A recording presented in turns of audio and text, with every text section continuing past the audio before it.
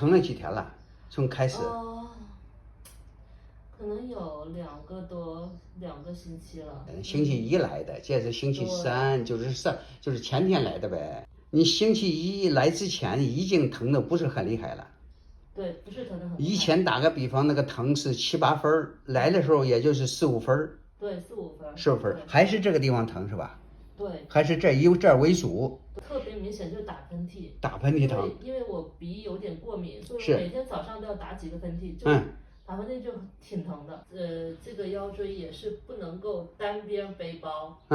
我就只能是背双肩包。对，一边用力就不行。对。在检查的时候你告诉我，我就是说疼的厉害了，你告诉我。这不是很疼是吧？这不是很疼。疼的厉害了告诉我。这个地方就疼了。对，这个对，已经挺疼的。就挺疼了。你看上面就不是很疼了是吧？对。上面就不是很疼了，就是这一片疼的厉害呗。对。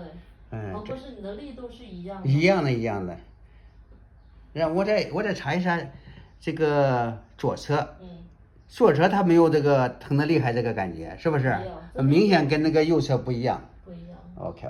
因为你这个病人呢，他还是相对这个病例还是比较特殊。相对还是有一点临床意义的，我就把它记录一下，作为一个典型病例，我稍微记录一下的，好不好？但是你这个问题为什么说，我们要看病看的要深一点呀？你要不要太浅、太肤浅了，是不是？那太肤浅了，老百姓都知道，你自己都认为是一个扭伤嘛，是不是？单纯扭伤，它这个肌肉它会紧张啊，会干是这一片会疼啊，但是它一定不会出现那个感觉的有问题，你知道意思吧？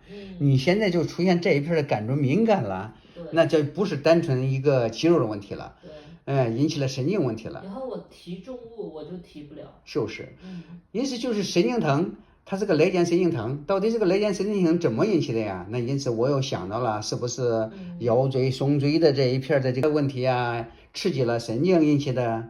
那你为什么出现小关节紊乱的问题啊？那我又想到了，是不是你长期坐立啊？你的工作不是坐着吗？引起了整个的脊椎，它这个平衡出现问题了。因此你这个问题治疗，那就单纯的不是。